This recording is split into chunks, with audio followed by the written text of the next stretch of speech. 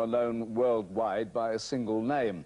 Now, this is a girl who was so sure of stardom that she started practicing her autograph at the age of 8. She was right. She became a pop star, an Oscar-winning actress, and one of the first women to show her navel on American television.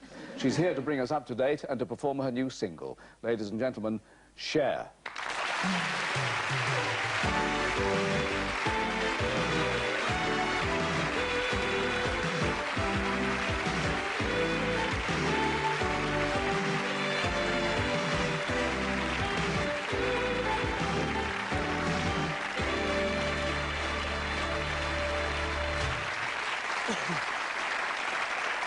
Cher, you're very welcome. It was very thoughtful of you to show me your belly button as you walked down those steps as well. Did I? All right. Thank you very much. But now I have it all tucked away. Well, that's show business. But when you were 8 years old, practicing your autograph, what name did you write? Actually, I wasn't 8. I was 12, and I wrote Cher. And I had it actually perfected by the time I was 12 and a half. Good Lord, because your own name is quite impressive too, isn't it? What, Sherilyn? Your full name, what is that? Sherilyn Sarkeesian. Yeah. Cher is easier, of course. Yeah, Cher was easier for everyone in my family. Mm. Now, Sonny Bono, your old partner, has been elected, what, Mayor of Palm Springs, and now I hear he's running for senator. What do you think his chances are? I don't know. You know, I have no idea, because it seems that the strangest people can become the heads of countries. So I guess, you know, I guess he's got as good a chance as anybody. Are you planning to follow him into politics? No. I'm way too honest to go into politics. Now, Architectural Digest quotes you as saying that you are neither a serious singer nor a serious actress. This seems a rather strange thing to say. Well, because I like my work, I love my work, and I mean, when I do my work, when I'm working on a specific thing, I'm very concentrated on it, and I'm very serious about it. But I don't like the label, a serious actress or a serious singer. It just seems, you know, it seems silly. I don't know, I don't like labels very much to begin with, and those are two silly ones I don't need. Fair enough. Now, you're interested in architecture. You've had, what, 15 houses in 20 years, something like that? Finding it hard to settle down, or what? Well, I actually settled in one for 10 years, and then I sold it, and since then I haven't really... I mean, that was my home. That was kind of my one and only home in my grown-up life, and I don't know, now I feel kind of just... I'm floaty. Would you like your home, Richard, to be featured in a magazine? Has it been? No. No, I won't allow reporters near my home. I wouldn't have an interview in my home. I just find that my home is mine, and I just don't like the idea of sharing it with anyone else, in a sense. You can do it in mine if you want. Yeah, what about yours? Was that worth photographing? Apparently, I am actually in the observer room of your own. Like, because that's one of those, I didn't really know what it was about, and they kind of, it's usually one of those places where people say, yes, and I bought this in India on my travels, you know, and they have all these interesting things, and I'm kind of going, yeah, I got that in Tesco's. So. And that was basically it, like, you know. Yeah. So I look forward to seeing that. But maybe if one had such a nice house as Cher, one might want to, I don't know. Well, the pictures I saw of that house were astonishing, and you were involved with the design of it as well, were you, or the furnishing of it? Yes. Seemed to be cream, the main theme of it. Yeah, it's very plain, very monochromatic. I wanted monochromatic, that's a lovely phrase. Now, you've been in the public eye, of course, since you were a teenager, so has image been the most important thing for most of your life? I suppose it has. Yeah, I guess so. Also, it's because when you go out in public and you have some sort of an image, people are just kind of waiting to pounce on you and somehow destroy it in some way, you know. I mean, not regular people, but press people. Mm. People say you are what you eat, and also in your case, you are what you wear. And as the years have passed, you have supreme confidence. You are what you wear, and you wear less and less. No, I always wore pretty little. I've always been kind of a minimalist as far as clothes are concerned. Except I was going to dress up today, and this is what I came to rehearse in, and then I just thought, well, to hell with it. This is fine. I'll leave this on. I'm deeply flattered. Thank you.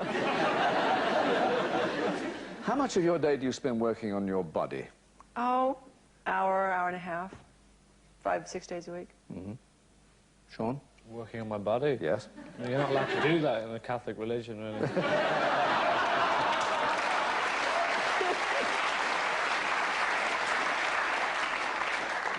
And Richard, you stroke the cat, I suppose. What do you do? I play squash twice a week if I can. I swim, and I do about 5 minutes, 10 minutes every day.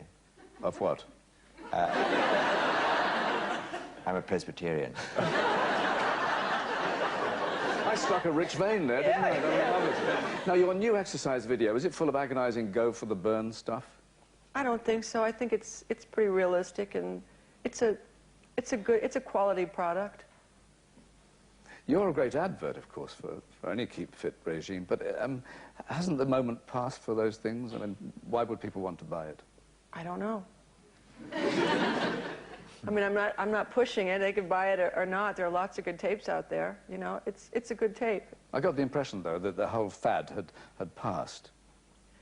I don't know. You know, I don't think it's a fad. I just think I think it's. I don't know how it works over here, but in America, it's just kind of 20 or 30 years old now. So I think it's past being a fad, and I know it works for me. It makes me feel better and look better, and it's good for my mental health too. Would you fellas need the stimulus of a video to get going? You're going to get me excommunicated here, Mark. Very unfair question. To what, to keep fit? Yes. An exercise bike would be much more. Yes, of course.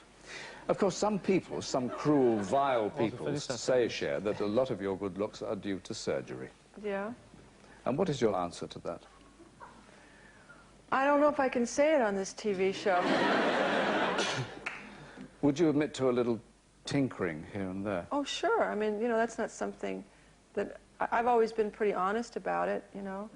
And it's strange because thinking that if you were honest, people would just go, all right. But being honest seems to have gotten me into an awful lot more trouble than I bargained for. But, you know, people are going to talk about you no matter what it is that you do. So I'm not so interested, you know. I hate to say that I don't care what people think, but I don't. What about you, gents? I don't think they've had any tinkering done. They look pretty... Do I look that bad? Is it? Oh, you look pretty untinkered with. But is there at any point... Would a bit of tinkering help? No, I think it looks beautiful. Richard, in fact, is very proud of his bottom. Because you bared it how many times in the series? No, well, yes, David Renwick, the film of Whip's Apocalypse, I bared it, and Hot Metal, I bared it, in these very studios, actually. The very, very first day of filming, I had to run naked down a corridor here. Didn't know anyone, didn't know any of the crew, didn't know any of the... It's a great way to make friends, though. Sure. Are you still a chocolate fanatic? And if so, that must be a bit dangerous. No, I mean, I'm not a chocolate fanatic. If people ask me, like, what's a vice? And I don't drink, and I don't smoke, and I don't do drugs, and chocolate's about as racy as I get. So, yeah, I like it, but I can, you know. A lot, do you eat a lot? Because Bob Hoskins said you did. Oh, he's full of shit. You meant that nicely. In a loving way. I adore him. Yeah. He was me just a little while ago. He what? Yeah, he played me. He shaved his legs. He called me in America and said, "Darling, I'm so-and-so and so-and-so." And he shaved his legs, and he shaved his armpits, and he wore a long red wig, and... But he does that anyway. Yeah. Was that meant to be him, by the way, that voice? No. Well, it's kind of like my generic English person. When you, my generic English person is kind of like when you can't really understand what someone's saying. That's right. Now you're taking on a European tour, aren't you? Yes, I am. What's the itinerary? Oh, Germany, France, Scandinavia, Scotland, Ireland, England. In that order? That's interesting. Well, it's not exactly in that order, but I know that it's someplace like that. And you're coming back here in May. Yes. I think that is right. That's tremendous. And you're going to sing your single for us before you go off tonight, aren't you? Yes, I am. Tell us about that one. It's called It Could Have Been You. I like the sound of that. You can move at my house anytime you want, Cher. Oh, my God.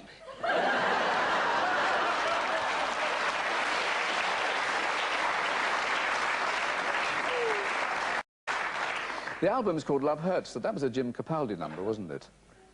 Love Hurts. Love Hurts, yeah. But there's no connection with that? No. Right. So Could Have Been You is just a song. It doesn't have any special significance. Maybe to very few people it might. Fascinating. Cher, thank you very much for your company. You're welcome. Thank you for having me. And Sean Hughes. Thank you. And Richard Wilson. And thanks for your company. See you soon.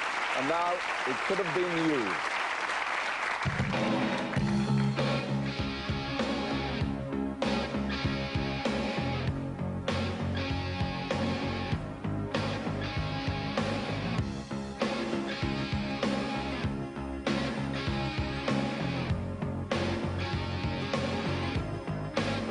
Well, it must have been good, 'cause you said it was love. I guess the day you left me wasn't good enough. Now you're calling my number, say you wanna come back. Oh, baby, baby, it's too late for that. 'Cause when you see me, there'll be somebody new by my side. Somebody who is sure he's mine. When you see the smile on his face, just remember, baby, could have been you, could have been you. When he's standing there in your place, I hate to say it, baby, could have been you. Guess I should have been cool, maybe I was too kind. Loving me was easy, you were hard to find. And when I cried over you, babe, how the teardrops burn. Oh, baby, baby, now the tables turn. So